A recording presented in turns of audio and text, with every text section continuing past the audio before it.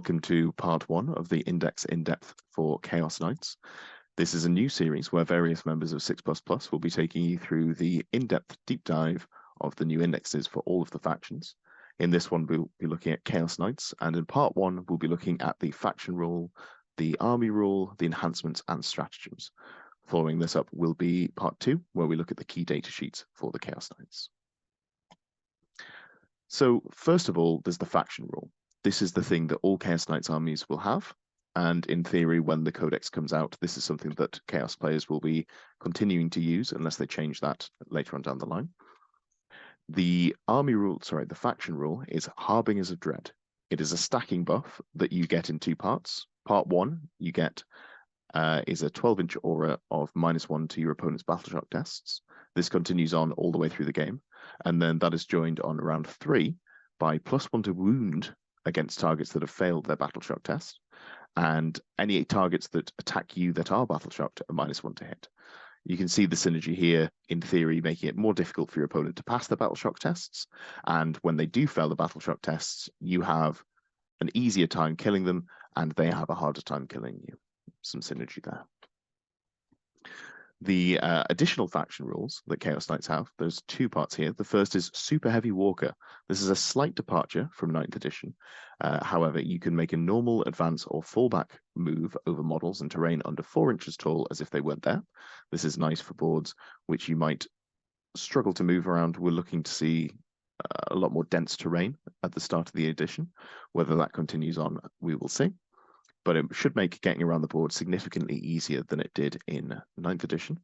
You have, however, lost the fallback and shoot and charge that large Titanic models had before. This is in some respects balanced out by the fact that you can now shoot out of combat. You just can't shoot blast weapons into combat. So it's a little bit of give and take there.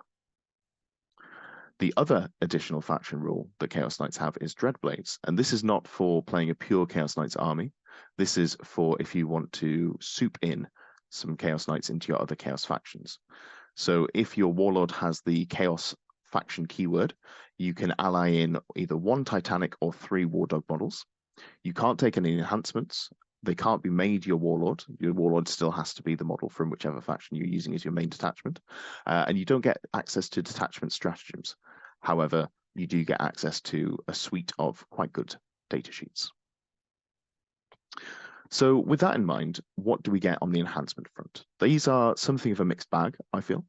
You've got, initially, Lord of Dread.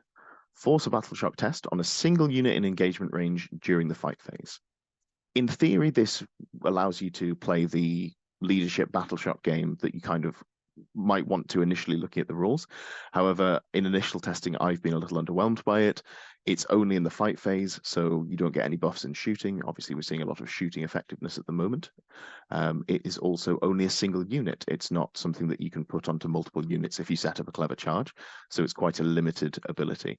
I think it's, if you have some spare points, you don't feel too upset about taking it, but it's hinging around your opponents rolling poorly once you've managed to set up a gimmick. So it's something that I would not be looking to put in my army. Aura of Terror. This is basically a sticky objective. You put it on one of your characters, and if you're holding an objective in the command phase, you continue to hold that objective even when you move off it until your opponent captures it. It also has the Despair Aura, so if your opponent is within 12 inches of that objective, they're -1 for the battle shock tests. That part probably won't come up too much, but it is a nice little added bonus when it does. This is something that I can see putting on, for example, a Stalker, something that you can hide turn 1 behind terrain and then move up the board and not feel too bad about moving off an objective. I think this has some reasonable competitive play in it. We have the Traitor's Mark, which is not only do you get the Despair Aura from your faction rule, your detachment rule on turn 1, but you also get the Doom and Darkness Aura, which is the +1 to hit and +1 to wound against battle shock targets and -1 to be hit by battle shock targets. This one I think is maybe leaning too hard into the gimmick. It's something that I'm not looking to put in, but maybe if you try some interesting soup with Chaos Demons and force loads of battle shock tests, maybe there is some competitive play there. And saving the best for last, we do have the Panoply of the Cursed Knights. Now, this can go on any of the knights, unlike the Imperial Knight version, which can't go on the largest class of knights. This can go on the Knight Tyrant, which is where I'd expect to see it the most. It is a fantastic upgrade. It is pointed accordingly, the most expensive, but it is effectively Armor of Contempt from 9th edition. You subtract 1 from the AP of all attacks targeting the bearer. This is important because knights in general don't have an invuln save in melee, so the better you can make your save in combat, the more likely you are to survive if everyone touches you there. But also, now that even Titanic knights can get the benefit of cover, subtracting 1 from the AP on a 2-up save, such as the Tyrant, is a very strong combination. You can have an effective 0-up save against attacks in the shooting phase, because it's quite easy to hide just a little bit of your model while you're still able to see your opponent and shoot back. The stratagems as well. I think this is one of the strongest parts of the book. I think the stratagems are quite good. It's something that in initial testing, I've quite liked playing the tactical deck. Being able to discard a card from your tactical deck at the end of the turn that you haven't achieved, but then gain a CP, has felt like a very strong way to play this army. And it's also, there's a stratagem here that I haven't mentioned, which is Tank Shock. Tank Shock being mortal wounds on the charge based on the strength of one of your melee weapons. There are a few units in here that you're probably going to want to use this on. Anything with sort of strength 16 or 18, you're near guaranteed to get the max 6 mortal wounds, which makes it a strong ability to use. It really evens out your melee damage in addition, where melee is a little less reliable than it has been. And there is also a unit that gets to do that for free, but we'll get to that in part 2. So what stratagems do we get from the Chaos Knights detachment in this index? We've got, first of all, noteworthy, all of these are 1 CP. None of them are 2 CP, it's just a straight 1 CP cost, which is important because there's no real way of reducing the cost down meaningfully.